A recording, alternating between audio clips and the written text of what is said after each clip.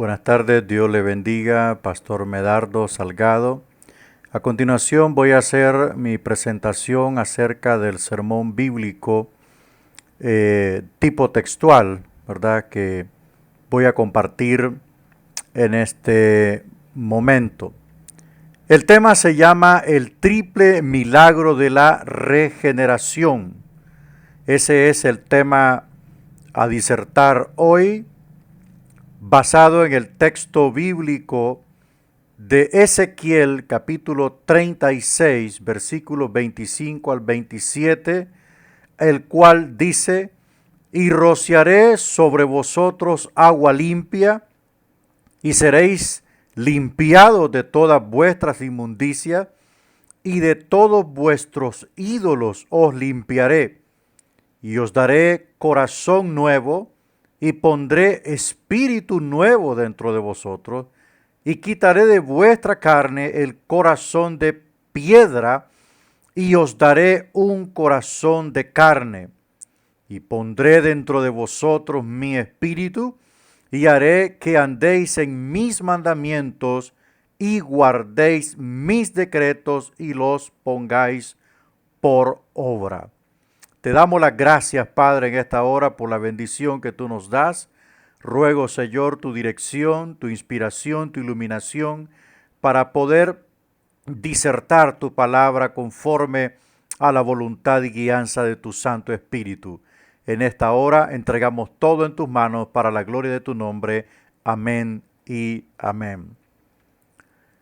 Vamos a ver los esfuerzos de la ciencia por tratar de cambiar la conducta del hombre han sido prácticamente insuficientes, ya que muchos problemas que se encuentran alojados en el espíritu humano han sido tratados con métodos que poco ayudan.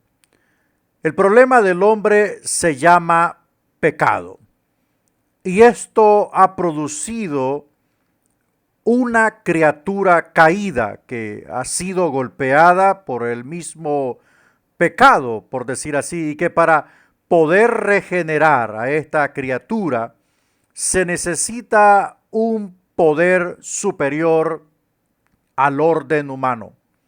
Este poder se encuentra únicamente y exclusivamente en Dios. Veamos en la Biblia cómo a través de su gracia Dios nos provee el triple milagro de la regeneración. Algo que solo Dios puede dar, eso lo veremos a continuación. Pero antes de abordar el cuerpo de esta disertación, cabe mencionar que la palabra regeneración tiene algunas connotaciones muy importantes. Por ejemplo, una de las connotaciones más llamativas es regenerar, es volver aquello a su orden original. Es también hacer una transformación en algo. O sea, algo que en su condición actual necesita una transformación, o por decir así, hacerlo volver al orden original. El hombre de hoy es el resultado del pecado de ayer. El hombre que Dios creó, lo creó conforme a su imagen y a su semejanza. Dios hizo de Adán y Eva una creación perfecta. Su mayor creación fue el hombre. Lejos de la belleza del cosmos y de la inexplicable forma de ser del mismo, está el hombre en su sentido original y general. Nada más que el hombre es la máxima creación de Dios, porque éste se diferencia de los animales, se diferencia de todas las cosas. Posee atributos y capacidades con las cuales puede intercomunicarse con Dios. Entonces, esto hace del hombre una criatura especial. Y por supuesto, cuando Dios sopló en la nariz de Adán, lo convirtió en un ser tripartito, en un ser que poseía cuerpo, alma y espíritu.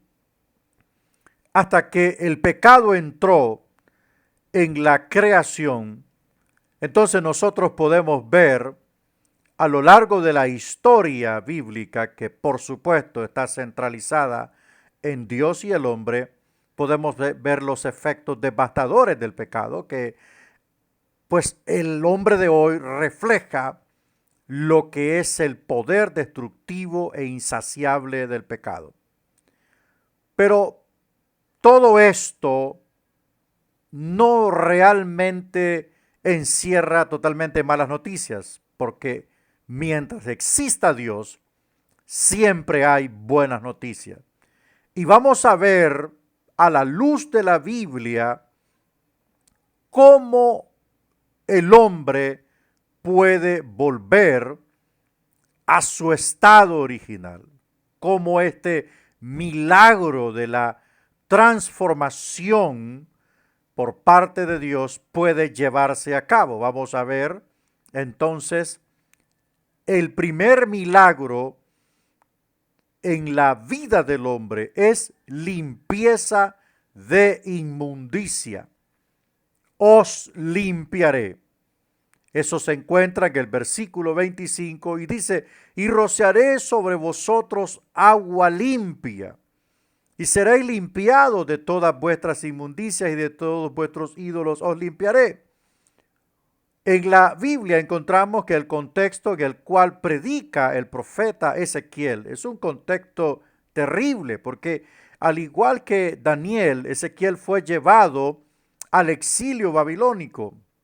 Y Ezequiel se ubicó con los judíos allá en el exilio babilónico, y Dios llama a Ezequiel para hablar a Israel, para darle un mensaje a Israel que formaba parte de juicio, de restauración, de hacer entender a Israel que debía cambiar y que por sus pecados, ¿verdad?, estaban en la condición del exilio. Entonces, los pecados de Israel habían provocado que Dios lo llevase o lo enviase al exilio. Dios habló a través de Jeremías, Dios habló a través de sus profetas que obedecieran su pacto, obedecieran su ley, y Israel no lo hizo así. Al contrario, Israel se fue en pos de ídolos, inclinó su rodilla ante las estatuas, puso atención a la voz de los falsos profetas. Entonces todo esto desencadenó el juicio de Dios, que lo llevó al exilio por 70 años. En el exilio Dios purgaría a Israel. En el exilio Dios pasaría por la trituradora al pueblo de Israel, y luego de pasar ese proceso de trituración, Dios prepararía nuevamente a su pueblo para hacerlo volver a la tierra de la cual ellos habían salido. Pero esta condición en la que Israel se encontraba en ese momento, no podía Israel volver a la tierra prometida, a la tierra de Israel, ¿verdad? La tierra de la cual fluía leche y miel. No podía volver. Entonces Dios tenía que limpiar. Y le dice al profeta, háblale a Israel que yo los limpiaré de sus inmundicias. Porque esto no solamente es un milagro, sino es una necesidad humana. Es un milagro porque solamente Dios lo puede hacer. Pero al mismo tiempo es una necesidad. El hombre necesita ser limpiado de sus pecados. ¿Y cuál es el método? ¿Cuál es la forma en que Dios haría esto en su pueblo, primero por medio de la enseñanza de la palabra, por medio de una enseñanza, hermano, que sea fiel al texto, una enseñanza sana, una enseñanza apegada al texto, una enseñanza dirigida por el Santo Espíritu de Dios, que nutra el alma, que nutra el espíritu, que aclare el entendimiento, que confirme y afirme el corazón de los oyentes en la gracia de Dios. A través de la enseñanza de la palabra, el hombre de hoy es limpiado de su inmundicia.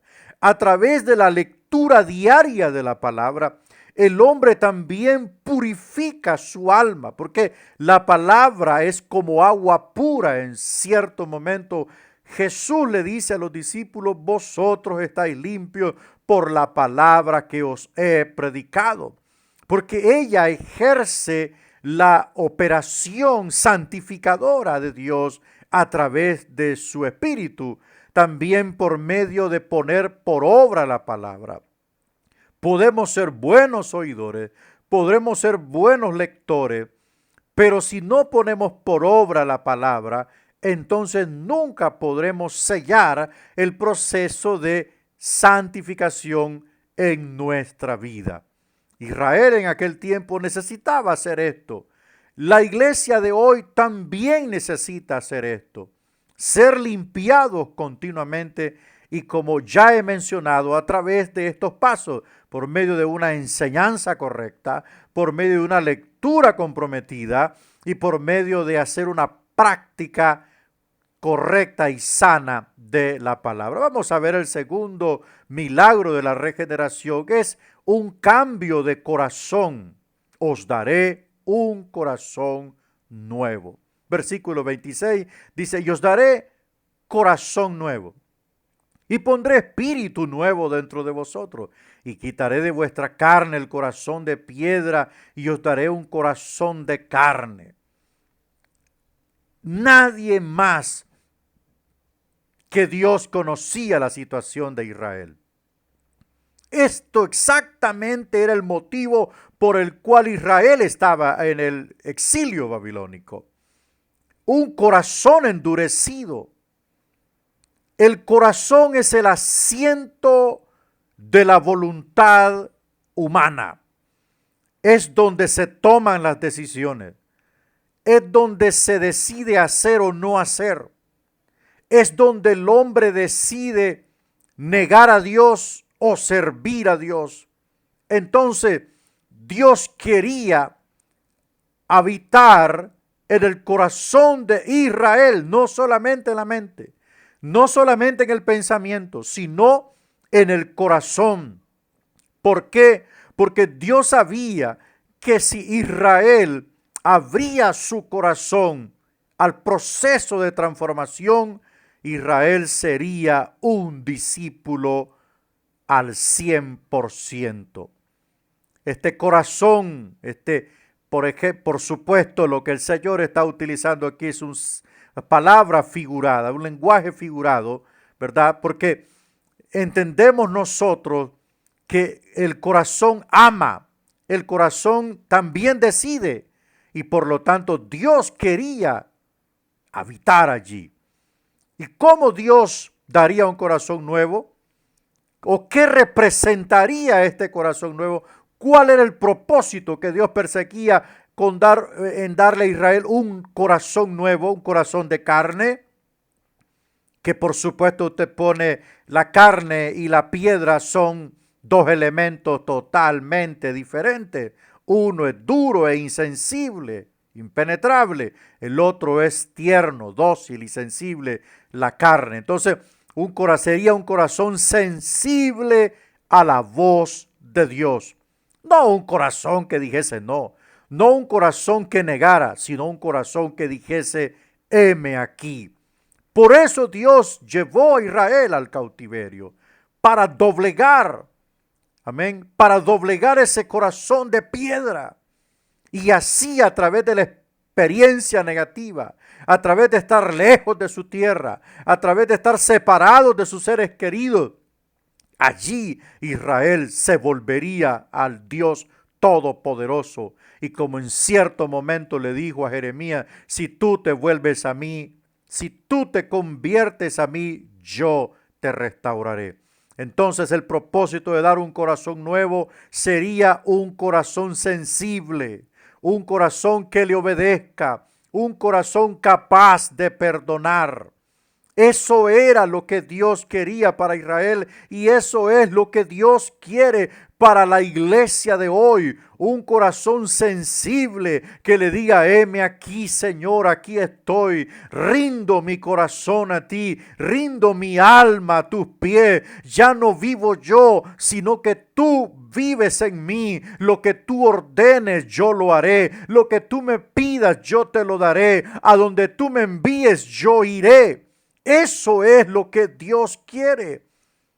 Eso es lo que Dios persigue en la iglesia de hoy también.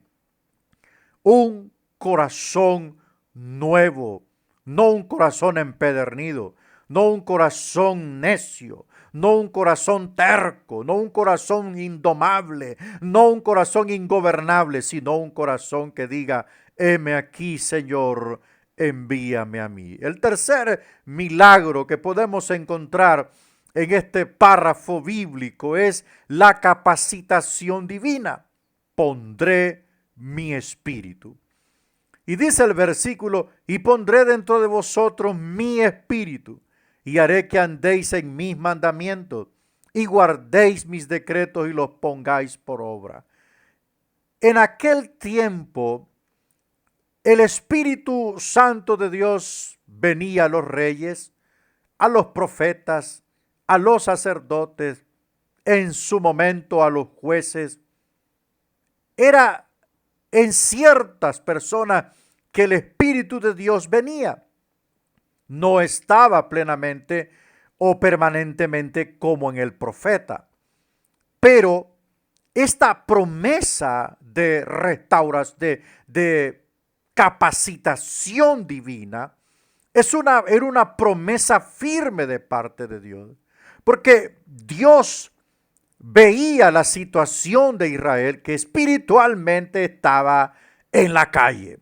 Israel espiritualmente era un muerto que en su momento, en el capítulo 37 creo, allí Dios le muestra a Ezequiel el valle de los huesos secos, dándole a entender la condición espiritual en la que Israel se encontraba en el cautiverio, pero que solamente en Dios se podía efectuar una transformación espiritual.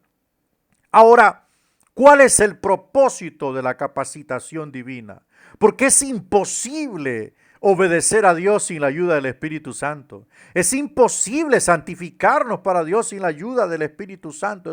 Eso jamás se va a lograr. Es imposible servir a Dios sin la ayuda del Espíritu Santo. Necesitamos al Espíritu Santo 24/7 todos los días del año en nuestra vida. Por eso Dios dice, y pondré dentro de vosotros mi espíritu. O sea, lo iba a hacer de forma colectiva, lo iba a hacer de forma general, cosa que no ocurrió en los días de Ezequiel, pero sí ocurrió en el Pentecostés, cuando en la fiesta de los 50 días, de la fiesta de los primeros frutos, el Espíritu Santo descendió en forma colectiva sobre 120 personas para poder cumplir la promesa dada a Ezequiel, ¿verdad? La promesa dada también por Joel, que el Señor derramaría su espíritu sobre toda carne. Entonces el Espíritu de Dios vino sobre los 120 que estaban allí y empezaron estos 120 a hablar las maravillas de Dios en sus lenguajes y en muchos otros lenguajes de aquellos hombres que estaban en aquel lugar representando muchas naciones. Todos se maravillaban, todos glorificaban a Dios porque esto estaba ocurriendo, pero nadie sabía con exactitud hasta que Pedro se para, ¿verdad? O se paró, se puso en pie y empezó a declarar el cumplimiento de la promesa dada en el Antiguo Testamento, ahora se estaba efectuando en el Nuevo Testamento. La capacitación divina es fundamental para nuestra vida. Esto es para que podamos testificar de su poder, para que nuestro mensaje sea efectivo. No estamos hablando de hacer extraordinarias señales y proezas o manifestaciones o derroches de poder o de cosas manipuladas por el hombre como en la actualidad lo hacen algunos televangelistas, sino para presentar una predicación inspirada, una predicación comprometida, una predicación poderosa a través del Espíritu Santo. Es Él el que impulsa en la iglesia, amén, la predicación enérgica e inspirada del Espíritu Santo a través de su palabra, para que nos podamos santificar para Él. Esta capacitación divina venía como anillo al dedo, porque el hombre en sí no se puede santificar. El hombre, dice la Biblia, peca de continuo, o sea, su vida es pecar porque su ADN se formó en el pecado. Entonces, por lo tanto, siempre está pecando. De la única forma de contrarrestar esa influencia del pecado y decirle no a esa oferta es a través del Espíritu Santo, y es allí donde inicia el proceso de santificación, también para que podamos perseverar, en sus propósitos, para que podamos cumplir su palabra, para que podamos practicar la palabra. Necesitamos la capacitación del Espíritu Santo de Dios. El triple milagro de la regeneración, limpieza de los pecados, un corazón nuevo, sensible y dócil. Y número 3, una capacitación divina. El Espíritu Santo es quien hace posible esta transformación en la vida del hombre. Una persona, por muy culta, por muy educada que sea, por muy preparada que sea, jamás podrá ser transformado en su interior en una nueva criatura si no es a través del milagro de la regeneración orquestada por el Espíritu Santo habitando en nuestras vidas. En conclusión a este tema, hemos visto que la única forma de cambiar nuestro interior es únicamente a través de una relación muy personal con Dios. Él es quien puede suplir todo lo necesario para que el hombre ocupa para cambiar. Aunque el hombre se esfuerce y use todos los medios existentes, será imposible efectuar un cambio en su interior. Solamente Dios puede cambiar al hombre.